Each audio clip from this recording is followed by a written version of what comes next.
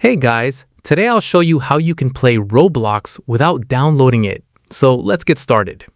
If you want to play Roblox without installing the app on your device, you can use a cloud gaming platform that lets you launch Roblox directly from your web browser.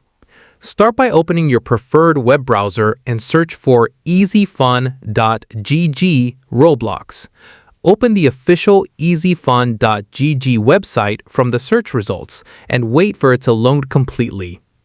Next, create a new account using your email address. If the platform offers a guest mode, you can use that instead to get started more quickly.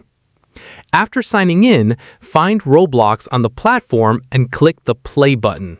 The game will begin loading in your browser, allowing you to play without downloading or installing Roblox on your device.